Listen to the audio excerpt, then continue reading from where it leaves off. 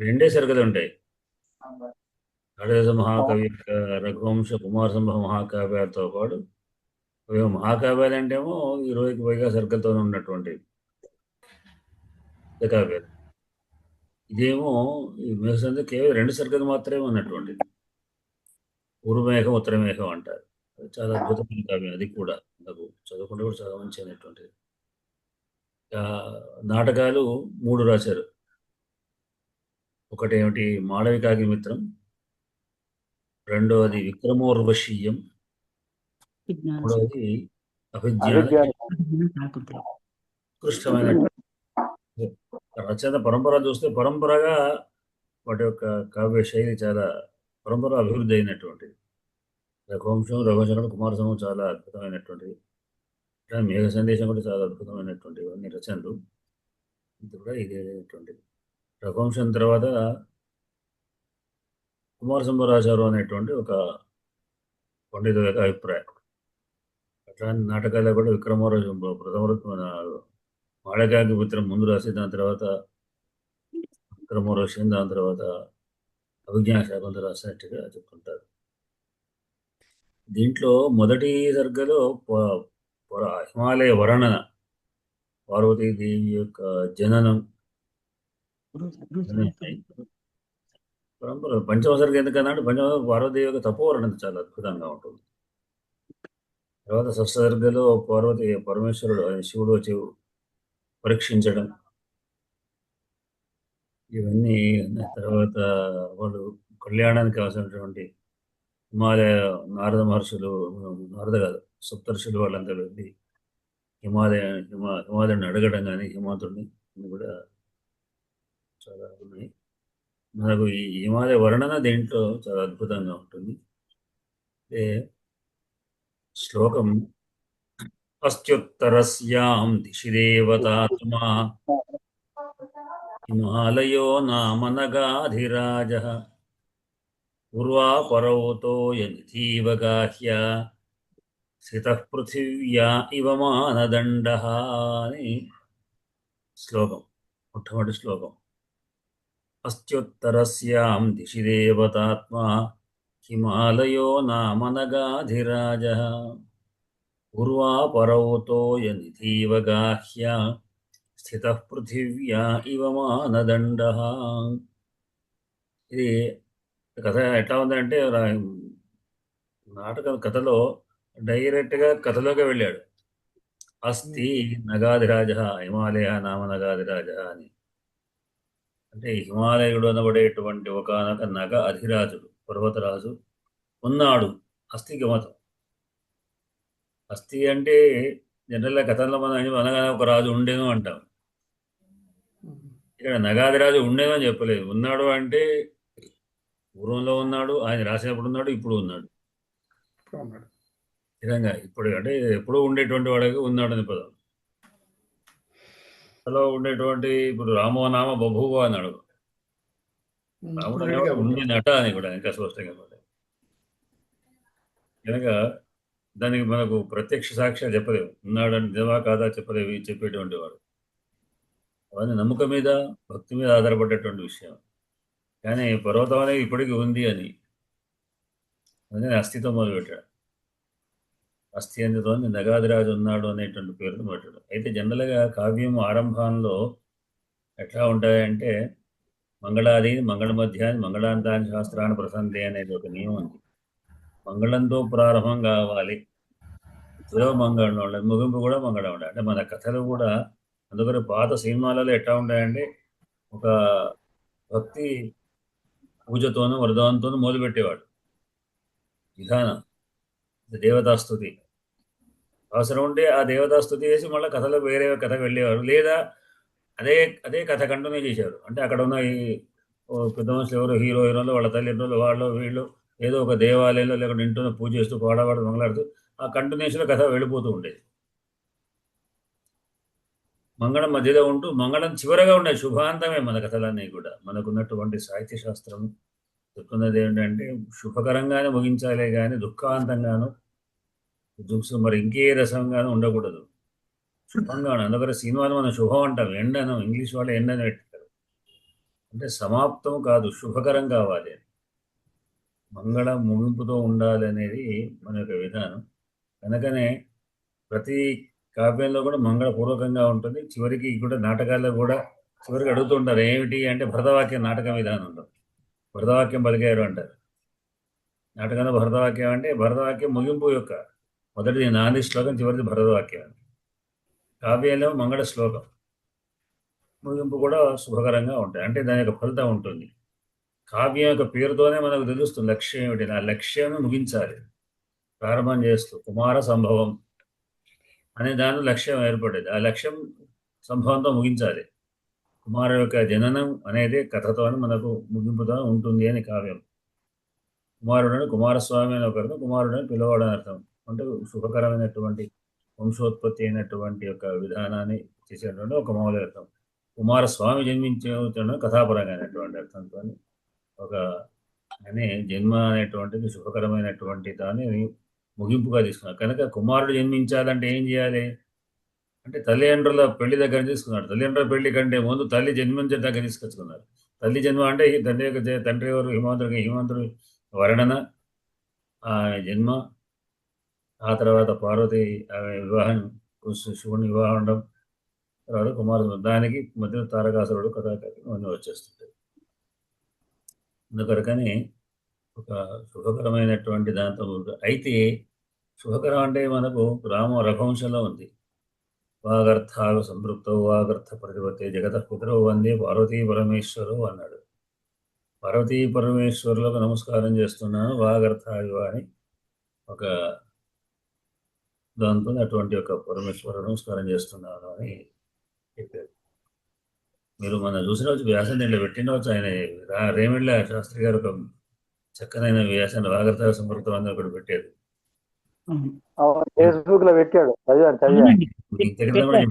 నేను చెప్పాను ఇంత కూడా పార్వతీ పరమేశ్వర అనే దానికి పార్వతీ పరమేశ్వర అని ఈ శ్లోకాన్ని చెప్పకూడదు అని నేను చెప్పాను. అదే దాంట్లో కూడా ఆయన కూడా అదే విషయం చెప్పాడు. అది సరే, అట్లా అంటే పార్వతీ పరమేశ్వరకు నమస్కారం చేస్తున్నాను అనేటువంటి ఒక అంటే మంగళం ఎట్లా ఉండాలి? ఆశ నమస్క్రియా వస్తు రాశి నమస్క్రియా వస్తు నిర్దేశం తన్ముఖం అని వస్తు నిర్దేశం అంటే తానొక దేవతకు నమస్కారం, ఏదో ఒక తన ఇష్టదేవత స్తుతి నమస్కారం చేయడం, ఆ దేవత నమస్కారం చేస్తున్నాను కానీ లేదా ఆ దేవత యొక్క ఆశీస్సు మనకు ఉండుగా కానీ కానీ ఇట్లా ఏదైనా స్తుతితో పూర్వకమైనటువంటి నమస్సు ఆశీస్సును కోరుతూ చెప్పడం, రెండు విధానాలతో పాటు లేదా డైరెక్ట్ కథలోకి వెళ్ళడం అనేది ఒక వస్తు నిర్దేశంగా వస్తు నిర్దేశం చెప్పడం అనేది విధానం కూడా మనకు ఉన్నది. ఇదే రఘువంశాన్ని రాస్తూ శివుడిని ప్రార్థించాడు దాంట్లో రఘువంశం. దీంట్లో ఏం చేశాడు? కథనే శివుడిది. ఈ శివుడిని స్తుతిస్తూ ఎవరిని నమస్కారం చేయాలి? కనుక ఎవరిని స్తోత్రం చేసినా కాదు అన్న, ఎందుకు అర్థం సమా కనుక అని ఆయన కథలోకి వెళ్ళాడు. అస్తి ఉత్తరస్యాం దిశి దేవతాత్మ అన్నాడు. ఉత్తర దిక్కులో ఉన్నటువంటి ఉత్తరం ఒక మంచి మంగళకరమైనటువంటిది. ఉత్తర దిక్కు మంచిది. ఉత్తర దిక్కులో ఉన్నటువంటి హిమాలయ పర్వతం గురించి చూస్తూ మంగళకరమైనటువంటి నగాధిరాజు కథను ప్రారంభం చేశారు. ఇది దీంట్లో ఉన్నటువంటి విధానం కథలో రాశారు. అటువంటి నగాధిరాజు అయినటువంటి హిమాలయ నామ నగాధిరాజు ఎట్లా పూర్వాపర్వతో నిధీవగా మనం సముద్రం రెండు వైపులు ఉన్నాయి, దక్షిణం కూడా ఉంది. పూర్వాపరం పశ్చిమ దిక్కు, తూర్పు దిక్కు, పశ్చిమ దిక్కుల్లో కూడా ఉన్నటువంటి ఒక దాన్ని ఆవాహించి ఉన్నది. అంటే రెండు వైపుల పర్వతం అటు ఇటు కలుపుకొని ఉన్నటువంటిది అయినటువంటి హిమాలయ పర్వతము. అంటే మధ్యలో ఇటు తూర్పు వరకు పశ్చిమ దిక్కు వరకు కూడా, పశ్చిమ నది వరకు సముద్రం వరకు, ఈ సముద్రం అటువంటి ఉన్నటువంటి యొక్క హిమవంతుడు పూర్వపరో నిధీవగా స్థిత పృథివ్యా ఇవ మానదండ కొలతబద్ద అంటే ఎంత ఉంది కొలతలు కొలుచుకునే పట్టిల్లాగా ఇక్కడి నుంచి ఇక్కడ దాకా అని చెప్పడా అన్నట్టుగా ఉన్నటువంటి హిమవత్ పర్వతము ఉంది అనే కథతో మనకు ప్రారంభం చేశాడు. ఇది అకారం అనేది అక్షరాణం అకారోస్మి అనేది అంటే మహావిష్ణువు అనే అర్థంలో మనం చెప్పుకుంటాం. అది అకారం అనేటువంటి మంగళకరమైనటువంటి శ్రీ మహావిష్ణువు యొక్క ఇందాక శ్రీదేవి గారు అన్నట్టు విష్ణు స్తుతి అన్నట్టు విష్ణువుని అకారంలోనే చెప్తున్నాడు. అస్థి అనోటి అకారం అనేటువంటిది విష్ణు స్వరూపమైన అకారం ఇక్కడ మనకు మంగళకరమైనటువంటి అకారాన్ని అంటే మంగళమైనటువంటి పదమైన అక్షరమైన కూడా మనకు మంచిదే అని అర్థం. అందుకనే శ్రీవాణి గిరిజా స్థిరాయ శ్రీతో మొదలుపెట్టాడు ఆయన నన్నయ్య.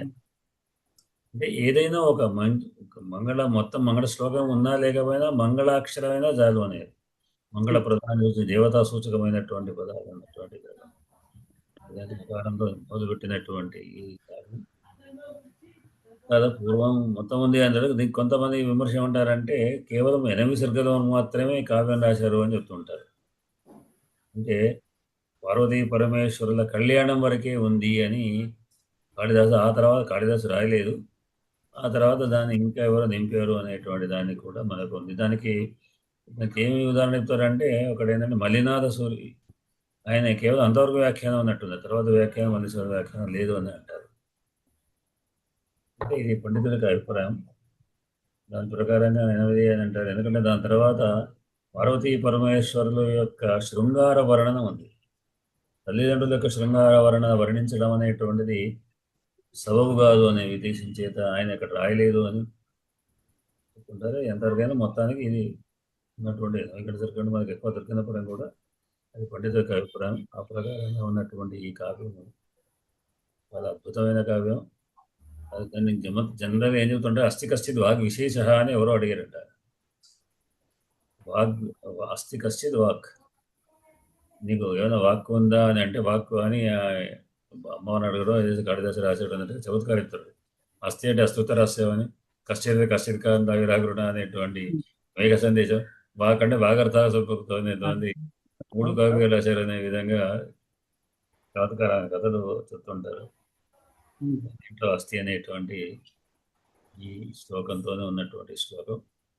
అది మనం తర్వాత రేపు ఒకసారి ఎప్పుడు సోమవారం అందరి పుస్తకాలు వచ్చాక మనం మొదలు పెడదాం. రాజయ్య గారు మీరు మీ దగ్గర ఉంది పుస్తకం చదువుతారా ఒకసారి? చదువుతా ఉన్నది.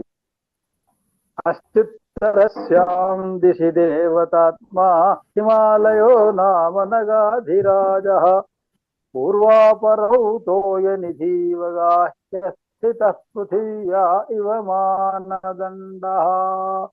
అత్యుత్తరస్యాం దిశి దేవతాత్మా హిమాలయో నామనగాధిరాజః పూర్వాపరౌ తోయనిధీవగాహ్య స్థితః పృథివ్యా ఇవ మానదండః.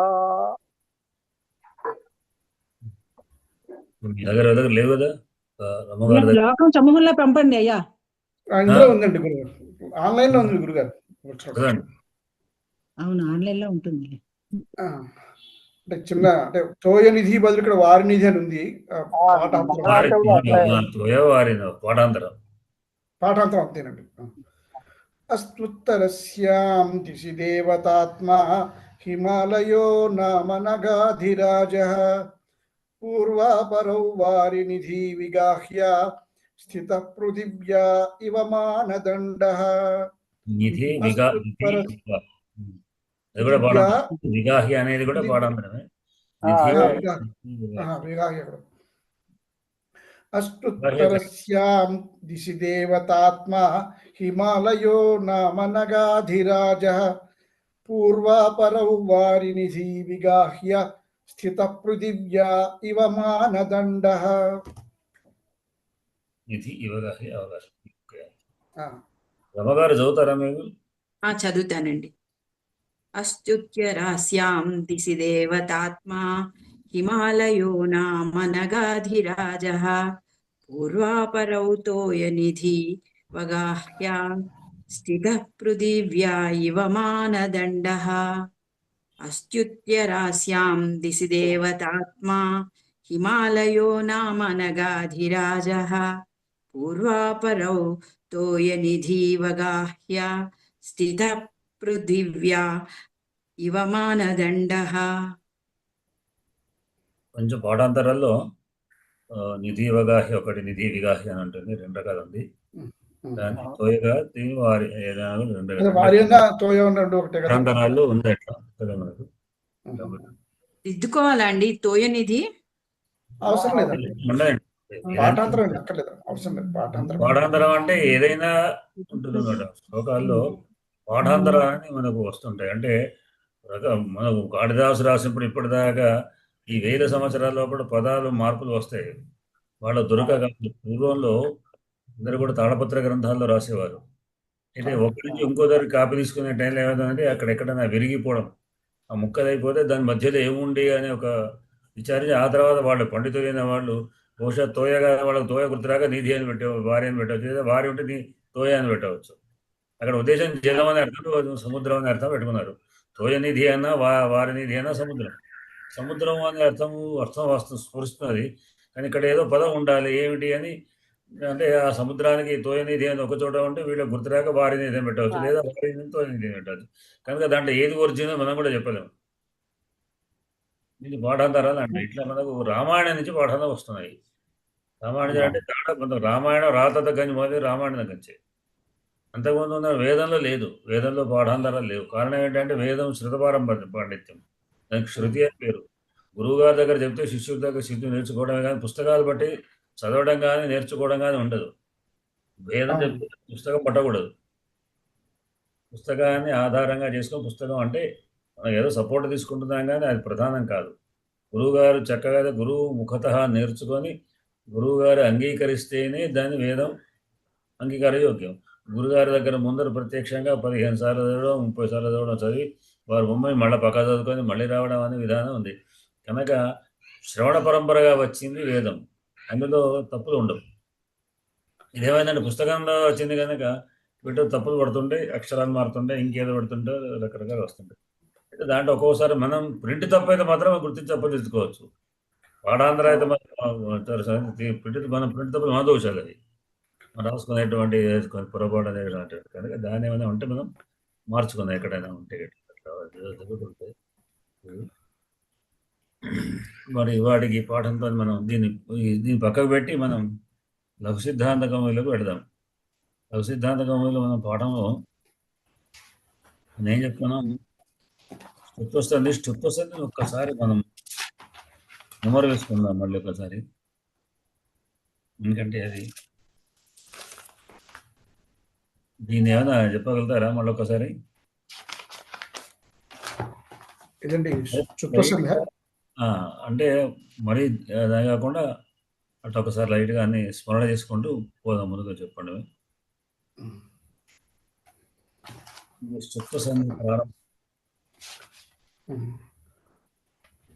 హల్సంధుల్లో మొట్టమొదటిది అండి ఇది. స్తోశ్చునాశ్చుహు ఇది సూత్రం.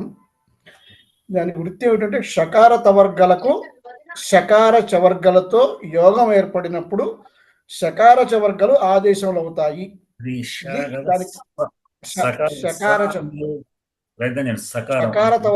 షకార తవర్గలకు షకార చవర్గలు మెలిక శకుంతలలో షకార చవర్గలతో యోగం ఏర్పడినప్పుడు శకుంతలలో షకార చవర్గలు ఆదేశం అవుతాయి.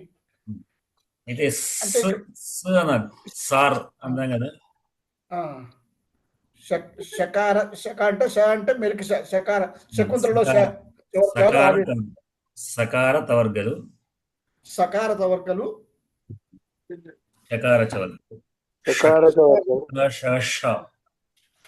అవి అక్కడ మనకి డిఫరెంట్ అయిపోతే కదా మనకి వినేవాడు అంటే మన పలికేవాడుగా ఎడతా ఉంటుంది, వినేవాళ్ళకి ఏమైనా కన్ఫ్యూజ్ అవ్వచ్చు.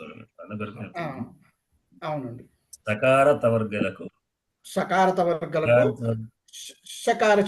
షకారం షానప్పుడు కొంచెం ఎక్కువ వస్తుంది. షకార తవర్గలు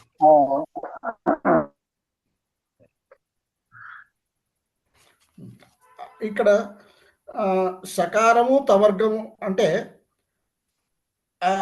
షకారంతో పాటు తవర్గం అంటే తాన ఆ 5 ప్లస్ ఆ పైన ఉన్నటువంటి షకారం. ఈ 5 యోగం అంటే కనుక ఇటు కానీ అటు కానీ పూర్వంలో కానీ పరంలో కానీ ఎక్కడున్నా సరే వాటి బదులు అవి పక్కకి తప్పుని షకార చవర్గలే ఆదేశంగా వస్తాయి అనేటువంటిది ఈ సూత్రం ప్రధానంగా చెప్పేటువంటి విషయం ఇందులో.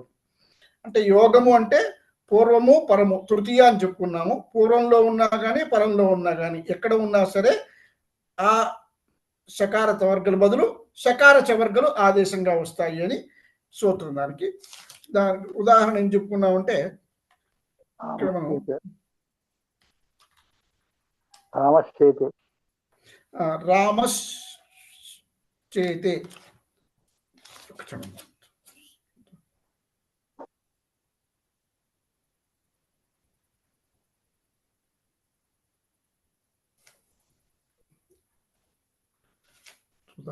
హరిచేతే రామ చినోతి చెప్పుకున్నాం. శ్రీదేవి గారు మీరు ఏం చేయండి అంటే ఈ శ్రీ రమాదేవి గారికి మీరు కొంచెం ఇది స్టార్టింగ్ అనేది దీన్ని కొంచెం ఇంట్రడక్షన్ చేసి చెప్పండి. చెప్తాను. ఎక్కువ పడం కాలేదు ఈ మధ్య. ఇప్పుడు 2-3 సూత్రాలు అయినా కూడా ఈ 2-3 సూత్రాలు కూడా మనకు సడన్గా కన్ఫ్యూజ్ అవుతుంది. మీకు పాఠం చెప్పడం వల్ల మీకు బాగా అవగాహన ఉంటుందో ఆమె కూడా వారు కూడా మంచి పాఠం వినగలుగుతారు. కనుక ఒక్కసారి రమ గారు మీరు వారిని చేస్తూ మీరు వీలైతే ఈ నేర్చుకోండి. ఈ 2-3 సూత్రాలు అయింది పెద్దగా లేదు దీంట్లో.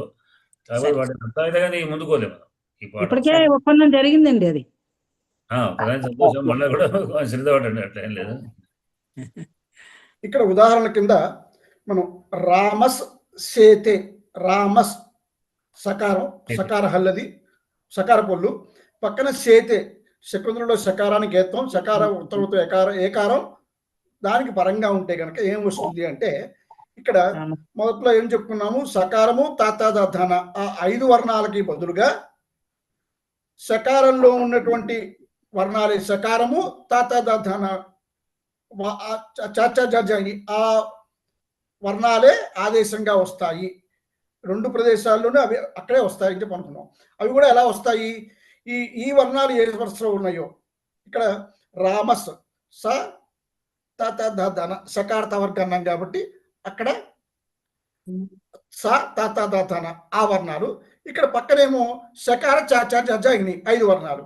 కాబట్టి ఇక్కడ స ప్లేస్ లో వచ్చేది అటువైపు వరుసగా చూస్తుంటే మెలికిస్తారు సకారం శకుంతలలో శవర్గం కాబట్టి ఆ శకుంతలలో ఉన్నటువంటి సకారమే మరొకసారి వచ్చి రామసేతే, రామ ప్లస్ సకారయత్వం దాని కింద మళ్ళా మెలికిస్తా సకారం ఉత్తుతో రామసేతే అనేటువంటి రూపం అక్కడ సిద్ధిస్తుంది. దీన్ని మరొక ఉదాహరణ చెప్పుకుంటే స్పష్టంగా తెలుస్తుంది మనకి. రామస్ చినోతి అన్నది సూత్రం, అది రూపం. రామస్ ప్లస్ చినోతి. ఇక్కడ రామస్ అన్న చోట సకార సకార వర్గంలో మొదటి వర్ణం ఉంది. చినోతి పక్కన సకార పక్కన చాచాజాయిని 2వ వర్ణం ఉంది. కానీ ఇక్కడ ఏ వరుసలో వస్తాయి, మొదట్లో ఏదైతే తొలగిపోతుందో ఆ వరుసలోనే అక్కడ పక్కన ఆదేశంగా వచ్చేటువంటి వర్ణాలు కూడా వస్తాయి. రామస్ తొలగిపోయేది ఏమిటి, సకారత వర్గంలో మొదటి వర్ణం సకారం కుంటి సార్ ఆ సకారంతో తొలగిపోతుంది కాబట్టి దాని స్థానంలో పక్కన ఉన్నటువంటి సకార చవర్గంలో మొట్టమొదటి వర్ణమే ఆదేశంగా వచ్చి రామశ్చినోతి అన్నటువంటి రూపం సిద్ధిస్తుంది. రామశ్చినోతి సకారం కింద చకారం, చకారం పక్కన చకారం అలాగే ఉంది. ముందు ఈ సకారం స్థానంలో శకారం శకుంతలలో సకారమే ఆదేశంగా వచ్చి రామశ్చినోతి అన్నటువంటి రూపం వస్తుంది. దీనికి మరొక ఉదాహరణ చెప్పుకుందాము అని అందరికీ తెలిసిన విషయం ఇది. సచ్చిత్, సత్ చిత్ ఇది మనం అందరికీ తెలిసిన పదం. ఇది ఈ సత్తులో మొదట తకారం ఉంది, చిత్తులో చకారం ఉంది. ఈ కలిసినప్పుడు ఈ వచ్చాడే ఏది యోగా ఏం చెప్పుకున్నాం, యోగ తృతీయ స్థానం ఏదో అనుకున్నాం సకార తవర్గలు. సకార తవర్గంలో స దాని 2వ వర్ణం అది. కాబట్టి పక్కన ఉన్నటువంటి చిత్ మెలికిసా చకార చవర్గం ఈ పక్కన ఉన్నది లెక్క కాదు. ఫస్ట్ లో ఏదైతే తొలగిపోతుందో ఆ వర్ణం 2వ వర్ణం అది తవర్ణం స దాని 2వ వర్ణం. కాబట్టి ఆ తవర్ణం స్థానంలో పక్కనటువంటి సకార చవర్గంలో 2వ వర్ణం చకారం కాబట్టి ఆ చకారమే మరొకసారి వచ్చి సచ్చిత్, సకారం చా కింద చావత్తు వచ్చి సచ్చిత్ అనేటువంటి రూపం అక్కడ సిద్ధిస్తుంది. ఇది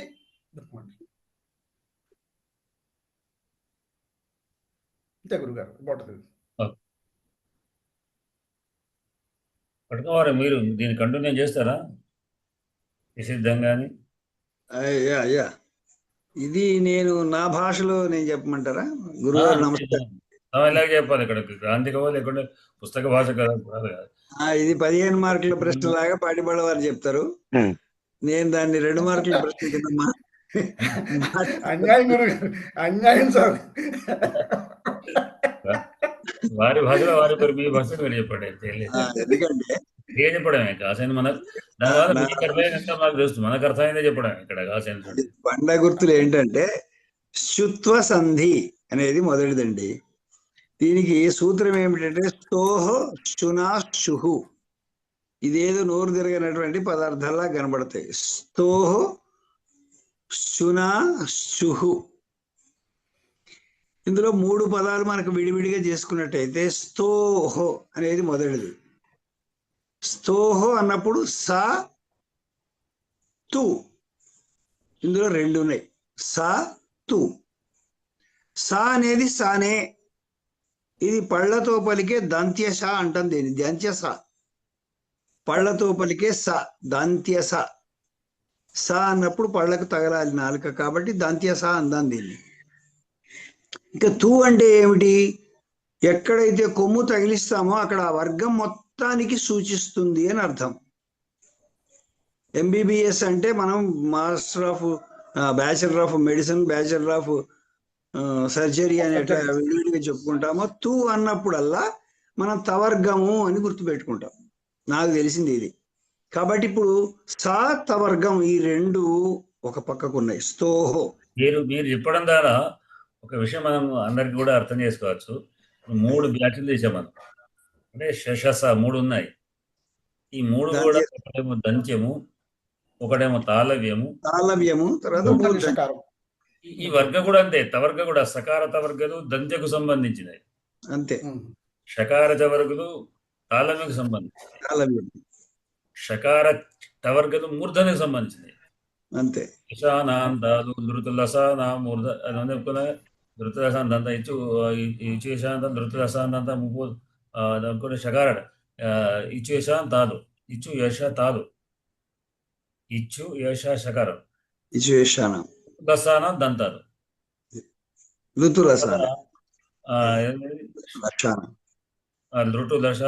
లశాన మూర్ధ దృటు లష లాషాక ఉంది. వచ్చినప్పుడు తా వస్తుంది. వచ్చినప్పుడు ఇది సా వస్తుంది, దంత్యం వస్తుంది. సరే, నా 2 మార్కులు అయిపోయారు కాబట్టి నేను చాలా ఎటు వచ్చే దంత్యాలే ఎగిరిపోతాయి. తర్వాత ఇది స్తో అనుకున్నాం. తర్వాత రెండవది ఏం చెప్పుకున్నాం? శునా అని చెప్పుకున్నాం. శునా. శు అన్నప్పుడు శకారము, అంటే ఇక్కడ తాళవ్య శకారము, దానికి సంబంధించిందే చవర్గము. ఇక్కడ చు అని అన్నాం కాబట్టి చవర్గం మొత్తం రావాలి కదా, ఇది చవర్గము. అయితే ఇక్కడ ఈ రెండిట్లో మనం చెప్పుకోవాల్సిన కొత్త సూత్రం ఏమిటంటే స్థానే యోగే అనేటటువంటిది వీటి యొక్క విసర్గ.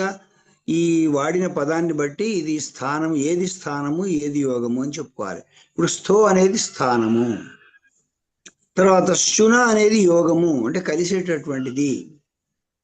వచ్చే ఫలితం ఏమిటంటే శుహు. మళ్ళా శకారము. శుహు అంటున్నాం కాబట్టి శకారము అంటే తాళవ్య శకారము. చు అన్నాం కాబట్టి చవర్గం మొత్తం కూడా వస్తుంది. ఇప్పుడు దీనికి నేను మనం మామూలుగా అనుకునే వాటిల్లో సమాజానికి విరుద్ధంగా ఒక ఉదాహరణ చెప్పాను. ఏంటంటే అత్తగారు ఇంట్లో ఉన్నారు, కోడలు వచ్చిన తర్వాత అత్తగారు డిమ్ అయిపోతారు, అసలు ఉండరు కూడా, వెళ్ళిపోతారు కూడా పాపం. ఇక్కడ షా చకారాలు అనేటటువంటి సా తకారాలు అనేటటువంటివి అత్తగారు అనుకుంటే వాటికి పరంగా లేదా పూర్వంగా యోగే ఎక్కడైనా సరే చకారాలు గనక వచ్చి ఉంటే వాటితో యోగం ఏర్పడితే ఏవి మాయమవుతాయి? అత్తగారు మాయమవుతుంది, సకార తకారాలు మాయమైపోయి ఇంకా అవి కనబడవు. వాటి స్థానంలో శకార చకారాలే వస్తవి. ఇందాక పాటిబళ్ళ వారు చెప్పినట్టు యథాసంఖ్య. మొదటిది అయితే మొదటిది వస్తుంది, రెండోది అయితే రెండోది వస్తుంది, మూడోది అయితే మూడోది వస్తుంది, నాలుగోది అయితే నాలుగోది వస్తుంది. సింపుల్గా నాకు తెలిసింది ఇంతే. దీనికి ఉదాహరణగా రామస్ చేతి చినోతి సేతే, రామస్ సేతే తీసుకున్నాం. ఇక్కడ సకారం ఉంది రామస్ అన్నప్పుడు దానికి పరంగా సేతే అనేటటువంటిది వచ్చి చేరింది. కాబట్టి అవతల వచ్చింది శా, తాళవ్య శా. కాబట్టి ఇక్కడ సకారం పోయి దీని ప్లేస్ లో కూడా తాళవ్య శా అనే వచ్చి కూర్చుంటుంది. అత్తగారు పోయి కోడలు వచ్చేస్తుంది. కాబట్టి అప్పుడు ద్విత్వంగా దాన్ని రామశ్చేతే అంటున్నాం. అలాగే రామస్ చినోతి అన్నప్పుడు కూడా రామ చినోతి, రామస్ చినోతి, సకారము అక్కడ చకారం వచ్చి చేరింది. కాబట్టి ఇక్కడ సకారం మాయం కావాల్సిందే, అత్తగారు ఉండదు. కాబట్టి ఈ అత్తగారి ప్లేస్ లో సకారం బదులు శకారం వచ్చి చేరుతుంది. కాబట్టి రామశ్చినోతి అంటాం. అలాగే మన గురుగారు ఇందాక పాటిబళ్ళ వారు చెప్పింది ఏంటంటే, ఎప్పుడు మనం చెప్పుకునేటటువంటి సచ్చిత్, ఇందులో తా ఎక్కడుంది? సత్ చిత్ నిజానికి అది, కానీ మనం రాయడంలో సచ్చిత్ రాస్తాం, సచ్చిదానంద రూపము అని రాస్తాం. కానీ సత్ చిత్ ఆనంద రూపం అని రాయం, సచ్చిత్ ఆనంద రూపం. అంటే తా ఏమైంది? ఈ తా కాస్త తాళవ్యం కాబట్టి ఇది ఎప్పుడైతే చిత్తుతో కలిసి అక్కడ కౌడిందో ఈ తా కాస్త అత్తగారైంది. అది మాయమైపోయి అక్కడి నుంచి చానే రెండవ చా వచ్చి చేరింది దాని మీద. సచ్చిత్ అనేటటువంటి రూపం వచ్చింది. ఇది ఇంకా మరొక ఎగ్జాంపుల్ షారంగిన్ జయ అనేటటువంటిది కూడా తీసుకున్నాం మనం. షారంగిన్ జయ అన్నప్పుడు కూడా ఇక్కడ నకారం ఉంది, తాత్తాధానాలో నకారం ఉంది, అక్కడ జయ ఉంది. అప్పుడు చచ్చజాఝాలో చిబ్బరిది అయినటువంటి అనునాసికము అంగా వస్తుంది. కాబట్టి షారంగిన్ జయ అవుతుంది. నకారం పోయి చచ్చజాఝాణలో నుంచి అణ వచ్చేస్తుంది, ఇణి వస్తుంది. ఈ రకమైనటువంటిది శుత్వ సంధిగా చెప్పబడింది. శుత్వ సంధి తర్వాత మనం ఏం చెప్పుకున్నాము? ఇక్కడ ఒక్క ఉదాహరణ మనకు చాలా మంది ప్రసిద్ధమైనటువంటిది ఉజ్వల పదం ఉన్నది. ఉచ్చుజ్వల, అది ఉత్తు ప్లస్ జ్వల. ఉత్తు. అయితే తకార స్థానంలో దకారం మీద జకారం వచ్చి ఉజ్జు జ్వల రాసిడు పెట్టారా అంటే ఉజ్వల అన్న జకారానికి జకారం రావత్తు రోజు ఒకరు రాయాలి. జాన ఇప్పుడు రాయడం లేదు, అందరూ ఉజ్వల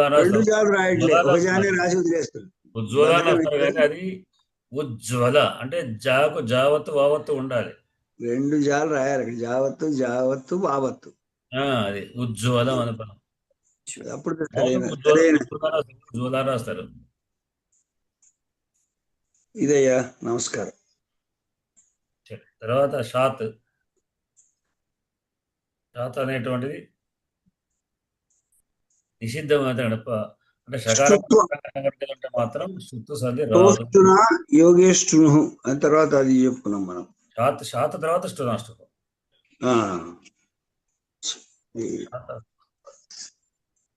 షాత్ పరస్య అది ప్రశ్న అనే చోట రాని చోట కూడా రాని విధానం కూడా ఉంది. చుత్వం రాదు. రానటువంటి ప్రదేశాలు ఏమిటి అంటే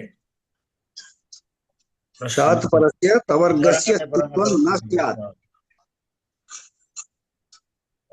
అనేటువంటి ప్రశ్న అనేటువంటిది కూడా ఉంది. ములుగుల వారు మీకు ఎట్లా ఉంది ఈ పాఠం? అర్థమవుతుందా? కన్ఫ్యూజింగ్ ఉందా? అంటే మీరు ఇద్దరికే చదువుకున్నట్టుగా ఉన్నారు, కొంత మీ విషయం భూషం వీడి మీద అవగాహన ఉండే ఉంటుంది. రామరెడ్డి గారు మహోదయ, మీకేమైనా అర్థమవుతుంది. ఇప్పుడు మీరు చెప్పిన వారు చెప్పినవన్నీ అట్లే కొద్దిగా అర్థమైనాయి. ఇప్పుడు స్తోహో స్తునా స్తుహోలో స్తు అనేది సకార తవర్గ అక్షరాలు మొత్తం 6. దాంట్లో అది షష్ఠి విభక్తిలో స్తు అనేది స్తోగా మారుతుంది.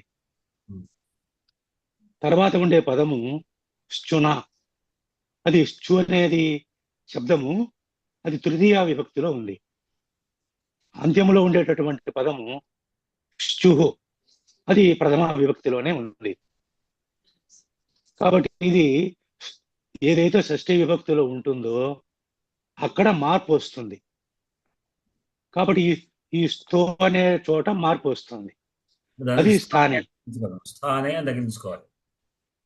స్థానే పదం ఆ, స్థానే. స్తోహ స్థానే ఆ స్థో యొక్క స్థానములో శ్చు భవతి, శ్చు వస్తుంది. అది ఎప్పుడు అంటే ఈ శ్చు అనేది పూర్వంగా గాని పరంగా గాని దానికి వస్తే అప్పుడు ఈ స్థు అనేది శ్చుగా మారుతుంది.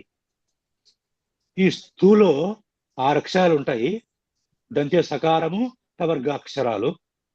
అట్లే తాళవ్య శ్చులో 6 అక్షరాలు ఉంటాయి, షకారము తర్వాత చవర్గ అక్షరాలు.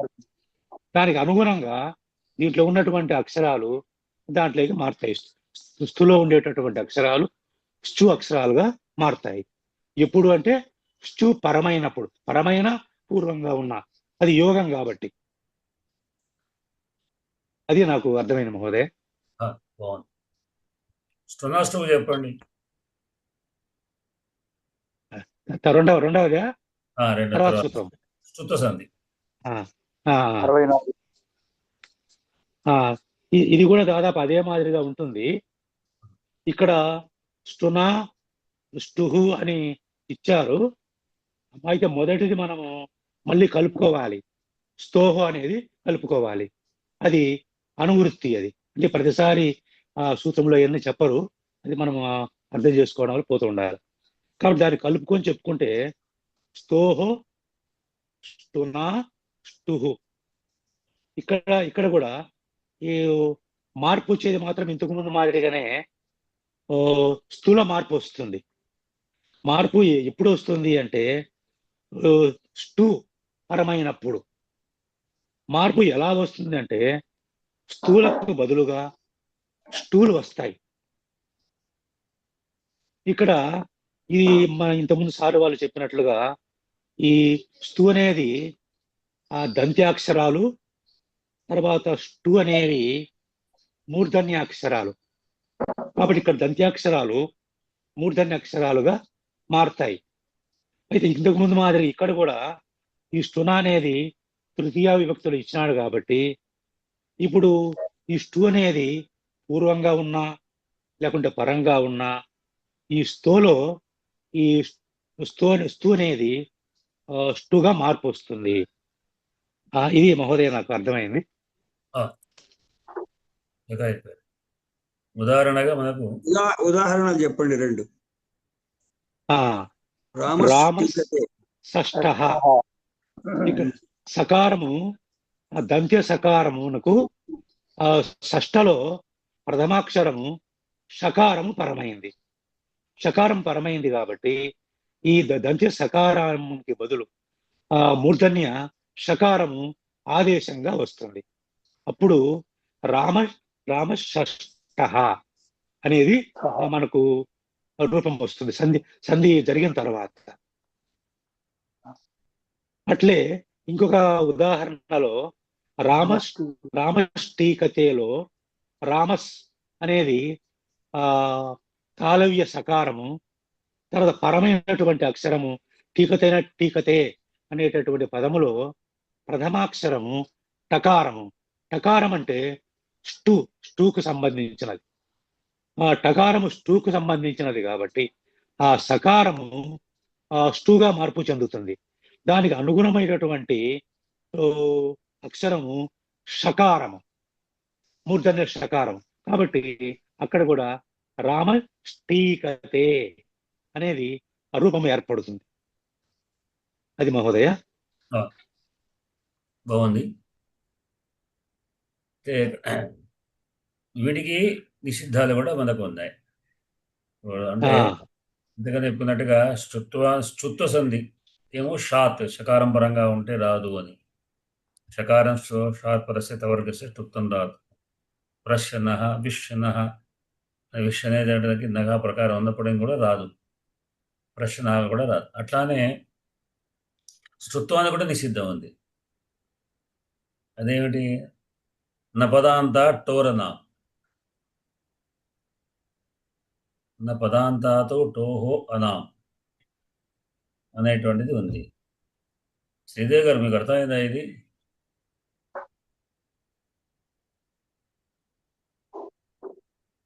ఏమన్నా దాని గురించి చెప్పగలుగుతారా? ఇప్పుడు యాక్చువల్ గా ఇంట్లో బంధువులు ఉన్నారు, ఏం మాట్లాడలేను. పర్వాలేదు, ఓకేనా, సరేనా. ఇదే ఇక్కడ పదాంట టోరణం అనే సూత్రం ఏం చెప్తుంది, స్తుత్వానికి నిషిద్ధమైన స్థానాలు కూడా, అంటే ఇది రాని స్థానాలు కూడా ఉన్నాయి.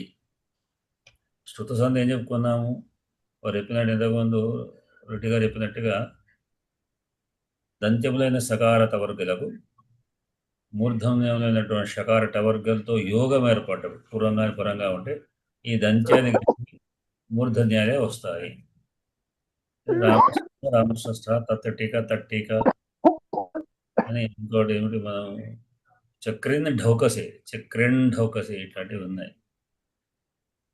అయితే ఇక్కడ రాని ప్రదేశాలు ఏమిటి అంటే ద పదాంతాతో టోహో అనాం, పదాంతమైన టవర్గ కంటే ఇక్కడ పదాంతమే టోహో అనాం, నాం భిన్నమైనటువంటి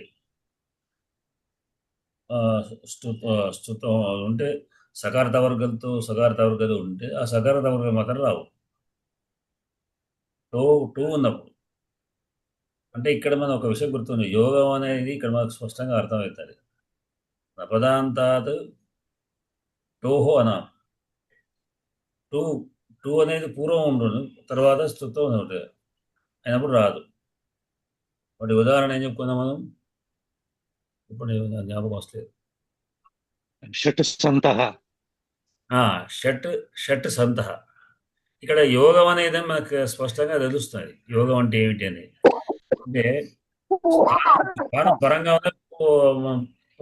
నిషేధం ఏదైతే యోగం అనేది కూడా దాని పూర్వం ఉంది షట్ సంతః. ఇంతకుముందు రామస్వ స్థానం పూర్వంలో ఉండి దానికి జనరల్గా మనకి ఎదురు కూడా ఈక్వాలిటీ సూత్రాలు కానీ అక్కడ కానీ ఎప్పుడు కూడా పూర్వంలో ఉన్నటువంటి మనం సంధి చెప్పుకున్నాం.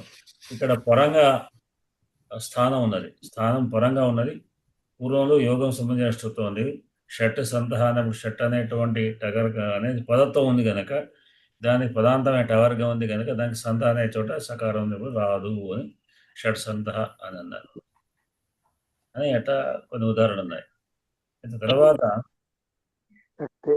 ఒకటి ఏమిటంటే ఇక్కడ క్వశ్చన్ వేశారు, అనాం అంటే నాము ఉన్నప్పుడు మాత్రం రాదు, అంటే పరంగా నాము ఉంటే మాత్రం ఈ నిషిద్ధం లేదు, నాముకు స్తుత్వం వచ్చేస్తుంది అని. దానికి ఎట్లా అంటే షట్ ప్లస్ నాం షణ్ణాం అని అయింది. సరే, అది ఎట్లా అయింది అనేటువంటిది ఇంకొంచెం మనం దానిలో డీప్గా వెళ్ళాం, వేరే సూత్రాలు కూడా సహకారంతో అయింది. షట్ నాం అనేటువంటిది ఇక్కడ నత్వం వచ్చేస్తుంది.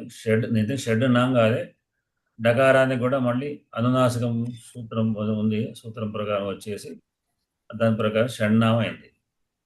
అదే మనం ఆ సూత్రం ముందు చెప్పుకోవద్దు, షడ్కు షడ్ రావడం అంటే జస్టు సంధి వస్తుంది, షడ్ నాం. ఈ షడ్ అనేటువంటి దానికి మళ్ళీ తర్వాత సూత్రం ఏరోనాసిక అనాసిక ప్రత్యయ భాష నిత్యం అనే సూత్రాలు ఉన్నాయి. అనునాసిక రావడం, అనునాసిక వస్తే అనునాసిక ఏది రావాలంటే మళ్ళీ షణ్ నాం, షణ్ నామ్ కూడా నామ్ అవుతుంది. ఇక్కడ నకారం నత్వం వచ్చేసి సూత్రం చేత ఈ డకార షట్ స్థానం కూడా నత్వం వచ్చి షణ్ణాం అయింది. షట్ నగర్య షణ్నగర్య అంటే వీటి కూడా లేదని అని మనం ఇంకొక వార్తగా కూడా చెప్పుకుందాం. ఇది అంటే నాం అదేంటి అనాం నవతి నగరీణాం ఇది వాచ్యం. అనాం నవతి నగరి అంటే కేవలం అనామే కాదు, నవతి నగరీణాం కూడా కలపండి అనే ఆ సూత్రం ఇవి కూడా ఉండాలి. అంటే పాణిని మహర్షి చెప్పే దాంట్లో కేవలం నాం మాత్రం చెప్పాడు, కానీ ఇవి కూడా కలుపుకొని చెప్పుకోవాల్సింది అని నవతి నగరి కూడా చెప్పుకున్నారు. కనుక షణ్ణాం షణ్నవతి షణ్నగర్య షట్ నగర్య షణ్నగర్య షట్ నవతి షణ్నవతి ఇవి కూడా ఆయనే అని స్తుత్వ నిషిద్ధంలో వార్తికం కూడా ఇంకొన్ని సూత్రాలు జాయిన్ చేశారు. ఇవాళ సూత్రంలో తోషి అనే సూత్రం, తోహోషి అంటే అంతేకాకుండా పాణి మహర్షి ఇంకో సూత్రం కూడా చెప్పాడు. ఓహో అంటే తవర్గకు మాత్రమే, షకారం మాత్రమే పరంగా ఉంటాయి, స్తుత్వం కాదు. ఇక్కడ పరంగా ఉండడు ఇంకొకటి, తవర్గ కంటే తవర్గకు షకారం పరంగా స్తుత్వం రాదు అని వాడు సూత్రం చెప్తాడు. దానికి ఉదాహరణ ఏమిటి అంటే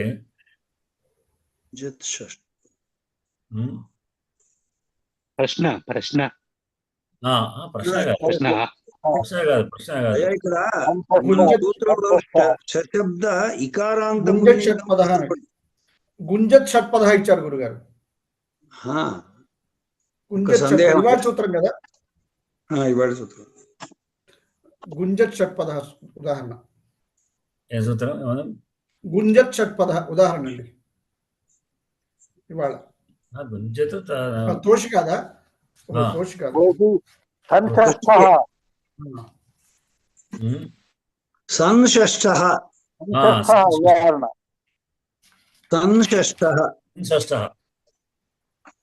సంషష్ఠ అనేది ఉదాహరణ. అన్నప్పుడు సన్ అనేటువంటి తవర్గకు సంబంధించిన నకారంకు షష్ఠాన్ని షకారం పరంగా ఉన్నప్పుడు కూడా నిజానికి సూత్రం రావాలి, కానీ ఈ సూత్రం చేత రాదు అని సూత్రం చెప్తుంది.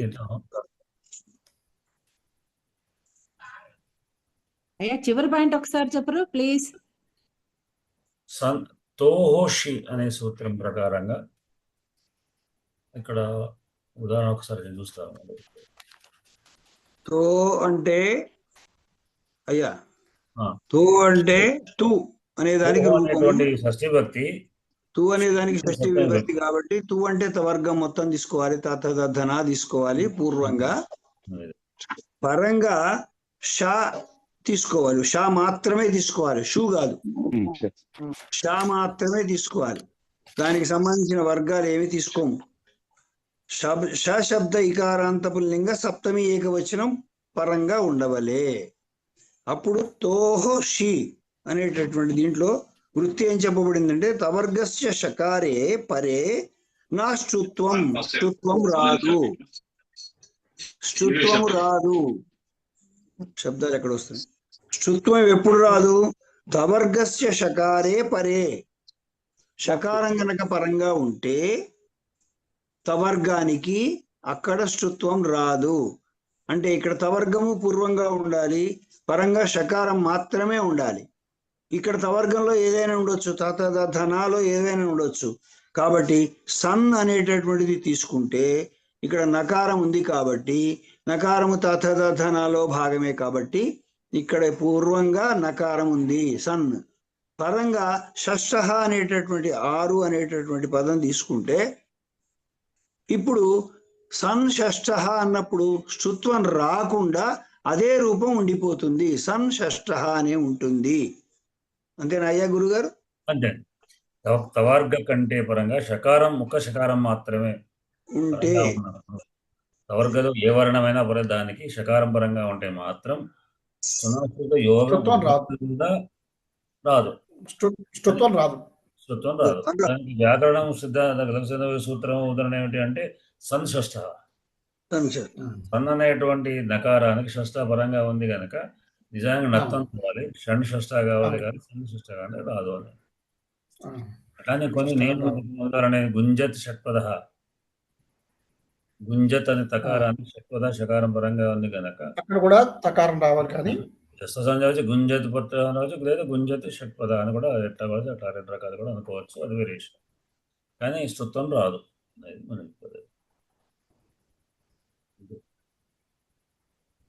వాటి యొక్క సూత్రం. ఈ స్థునాష్టవ సూత్రం బాగా కొంచెం చూస్తే మనం రేపు కొత్త దాంట్లోకి వెళ్ళాలి, కొత్త సంధిలోకి వెళ్ళడం ఉంటుంది కనుక స్తుత సంధి స్తుత్వం అర్థమైతే బాగానే ఉంటుంది, కొంచెం కన్ఫ్యూజ్ చేస్తుంది. ఏం లేదు, నిజం చాలా తేలికైన సంధి, కొంచెం మనకు ఈ నిషిద్ధాలే కొంచెం కన్ఫ్యూజ్ చేస్తాయి. సూత్రము సంధులు బాగానే ఉంటాయి, సంధులు స్తుత సంధి సూత్రం బాగానే ఉంది, శృత సంధి సూత్రం బాగానే ఉంది, అర్థమవుతుంది ఈజీగానే. నిషిద్ధమో కొంచెం కన్ఫ్యూజ్ చేస్తుంది, ఇది అటు పెట్టడం అటు పెట్టడం ఏంటో అనేది చూస్తుంది. అందులో నవదాంతార అనామం అనేట అనామనగరీనగరేట మళ్ళా శృత నిషిద్ధం చెప్పి నిషిద్ధం లేదు అని చెప్పడం వల్ల, అంటే ఉదాహరణలు ఎక్కువగా లేకపోవడం వల్ల అనిపిస్తుంది అయ్యా నాకు. వాటికి ఉదాహరణలు 1-2 మాత్రమే ఉండడం వల్ల అది మనకు గుర్తుండకపోతే ఏదేది రాదేమిటి, ఏది వస్తుంది ఏది రాదు, ఇది ఉంది ఇది లేదు ఇది ఉంది అని 3 సార్లు చెప్పేందుకు మనకు కొంత కన్ఫ్యూజింగ్ అనిపిస్తుంది. కొంచెం జాగ్రత్త వాటి గమనిస్తే మనకు తెలుస్తుంది. అది షణ్ణవతి షణ్ణగరి అన్నట్టు కూడా ఉన్నది. అది షణ్ణవతి శ్రాద్ధ అని చెప్తుంటాం కదా, షణ్ణవతి 96 అనేటువంటి అట్లానే షట్నవతి అని షట్ నవతి, షట్టులో టకారం నకారం ఎట్లా అయింది అంటే ఇంకా మనకు ముందు సూత్రాలు మనకు అవసరం కూడా ఉంటాయి. అంటే షట్టు ప్లస్ నవతి అనే షట్ అనే టకారానికి జస్తు సంధి వస్తుంది. జదాం జశవంతి వరకు పోతాం, అది షడ్ నవతి అవుతుంది. దాని తర్వాత అనునాసిక సంధి వస్తుంది. అనునాసిక పరిస్థితిగా షణ్ నవతి నకారంతో ఉంది కదా, దానికి నకారం వచ్చి షణ్ నవతి. లాస్ట్ యొక్క సూత్రం వల్ల నవతి నవతి అయింది. షట్టులో టకార డకారాలు నకారంగా మారి నకారంగా మారి షణ్ణవతి అవుతుంది. ఇది షణ్ణవతి షణ్ణవతి కూడా అవుతుంది. వాటిలో అయ్యా ముగింపుగా మళ్ళా ఒక చిన్న సందేహాన్ని నేను అడగండి. మనవి చేస్తాను. ఇప్పుడు మనం కుమార సంభవంలో మంగళాది, మంగళ మధ్యే, మంగళాంతే అని చెప్పి అన్నారు కదా. ఇది మంగళాదిగా బలపరిచేటటువంటి పదం ఏది? ఆకారాంతం అని చెప్పారు, అకారంతో ఆరంభమైంది అన్నారు. ఆకారం వరకే తీసుకుందామా, దానికి ఇంకేదైనా పదం ఉందా? ఒకవేళ అంటే అట్లా కాకుండా కథలోని ప్రధాన వస్తువును తెలియజేయడం కూడా మంగళకరం అని చెప్పి అనడం జరిగింది. ప్రధానం ఇక్కడ అకారం అని నా వ్యాఖ్యానం. అయ్యా ఆ వ్యాఖ్యాకారు చెప్పారో నాకు తెలియదు, కానీ దాదాపుగా వస్తు నిర్దేశం అనేది ప్రధానంతో వస్తు నిర్దేశం అనేదే ప్రధానం. వస్తు నిర్దేశం అనేది మంగళ. ఇక్కడ అంటే నగము గురించి, హిమాలయ నగం గురించి చెప్పడం అనేటటువంటిదే మంగళకరంగా చెప్పడం జరిగింది అంటారా? ఉత్తర పదంగాను మనం ఉత్తర దిక్కులో చెప్పడం, సూచించడం, ఉత్తర దిక్కును సూచించడం. అది ఉత్తర దిక్కు శుభకరమైనటువంటి దిక్కు, హిమాలయ పర్వతం శుభకరమైనటువంటి పర్వతం అని అయ్యా ప్రారంభమైంది. ఆతో ప్రారంభం కావడం, ఇవన్నీ కూడా మంగళకరమైనటువంటి రూపములు. అంతేనంట. తర్వాత పూర్వపరములలో తోయనిధి ఉండడం అనేది కూడా శుభకరమా? పూర్వపరతోయనిధి అని కూడా చెప్తారు. అది కూడా చెప్పబడింది.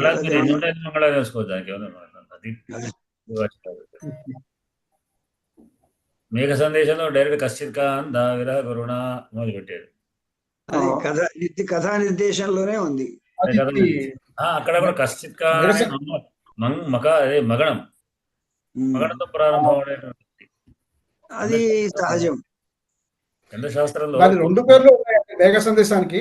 మేఘదూతం, మేఘ సందేశం రెండు ఉన్నాయి. మేఘదూతమే సంస్కృతం ప్రకారం మేము మేఘదూతమే చెప్తుంటాం. తెలుగు వాడు మేఘ సందేశం, తెలుగు పబ్లిషర్స్, తెలుగు వాళ్ళు మీకు సందేశం అన్నారు. అది మేఘదూతమే కరెక్ట్. మాకు సంస్కృతం, నాగర్లిపి ఇవన్నీ కూడా మేఘదూతంతోనే మేము చదువుకున్నాం. అంతే, అదే తీసుకోవాలి అయితే. మేఘదూతం, మేఘ సందేశం ఏదైనా. ఇప్పుడు అయ్యా ఇంకొకటి, ఇప్పుడు ఈ కుమార సంభవంలో మొదటి సర్గనే అంటున్నారా ఇక్కడ భాగాన్ని? మొదటి సర్గ ఒకటే ప్రాధాన్యంగా తీసుకుంటున్నారా? ఇంకేదైనా మధ్యలో కూడా ఇంకేదైనా తీసుకుంటున్నారా? కుమార సంభవాన్ని కూడా తీసుకుంటున్నారా? కుమార సంభవం యొక్క కావ్యం కదా మొదటి సర్గ. అంటే నేను అనేది కథాంశంలో ఇప్పుడు హిమాలయ పర్వతాలు కథలో ఏం లేదు. కథలో కేవలం హిమాలయ వర్ణన, పార్వతీ జన్మ కథాపరంగా పోతూనే ఉంటాం మనం, అంతే అంతవరకే. అంతేగాని అంటే కుమారజన్ చివరికి ఉంది, చివరి 10 శ్లోకాలు ఇక్కడ ఉంది కావ్యాంతంలో. అవి ఏమన్నా చెప్పుకుందామా? ఇక్కడ మనకు ఉన్నటువంటి ప్రథమ సర్గలో ఏ శ్లోకాలు వాటి మాత్రం చెప్పుకోవడం, మనం అక్కడ తీసుకొచ్చి ఇక్కడ పెట్టుకోవడం ఏం లేదు. కాళిదాసక మహాకవి మనకు మొదటి ప్రథమ సర్గలో ఏ శ్లోకాలు అని చెప్పి వాటిని మాత్రమే చెప్పుకుంటాం. టేస్ట్ అన్నం మెతుకు చూపిస్తారు, మేమంతా పుస్తకం చదువుకోవాలి. తర్వాత మొత్తం కావ్యం మనం ఏ కావ్యం చెప్పుకోలేదు. ఇప్పుడు ఇంత క్రితం కూడా మొదటి బ్యాచ్ వాళ్ళకి చెప్పినటువంటి మన కుమార సంభవం చెప్పలేదు. రఘువంశం చెప్పారు. రఘువంశం పంచమ సర్గ చెప్పాం. శిశుపాద మొదటి సర్గ చెప్పాను. తర్వాత ఇప్పుడు రఘువంశం మళ్ళీ పంచమ మన చెప్పుకున్నాం కదా, పంచమ సర్గ, ద్వితీయ సర్గ చెప్పాను. ద్వితీయ చెప్పు గోసేవ, కుమార సంభవం చెప్పుకుంటున్నాం.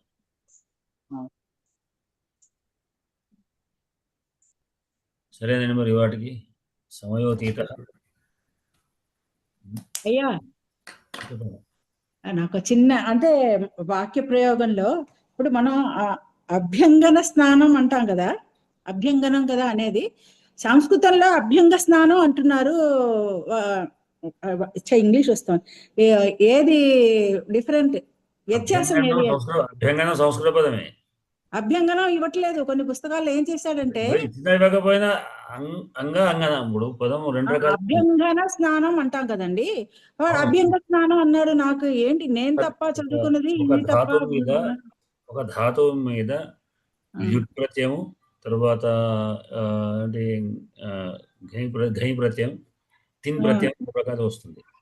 అంటే రామ, రమ, రమ అట్లా, లేదా రామం అనే నపుంసకలింగం, 3 లింగాలు కూడా మన ధాతువు మీద వచ్చేటువంటి పదాలు ఉన్నాయి.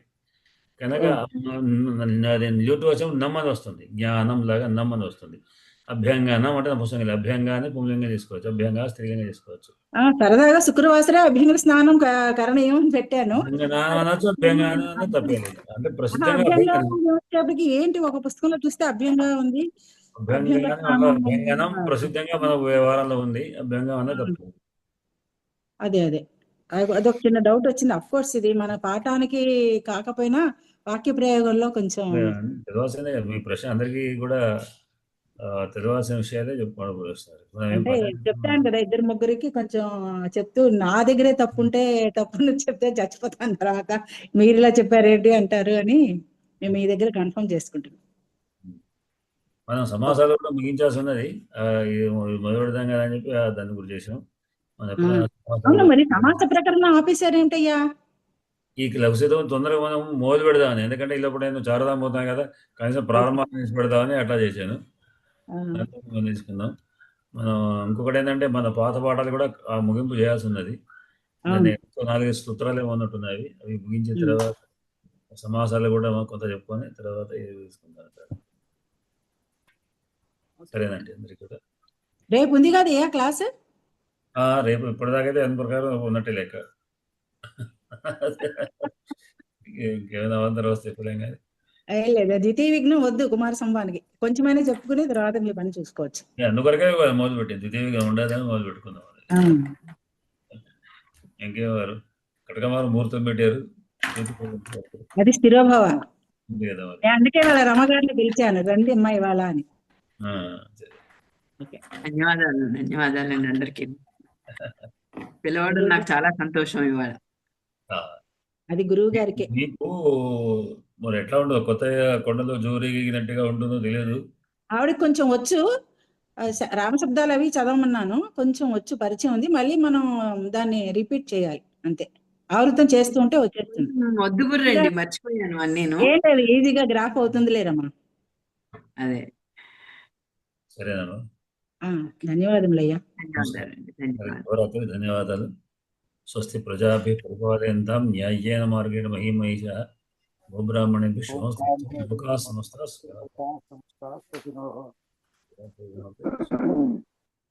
ఆకుండేవారు శుభరాత్రి.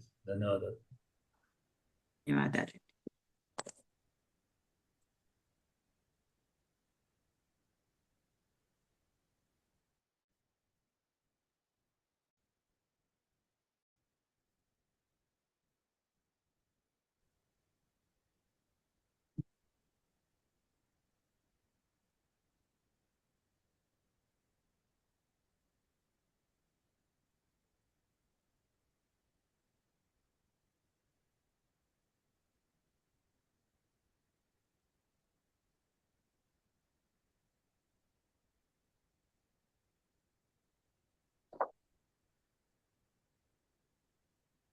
శైలజ గారు మర్చిపోయారా?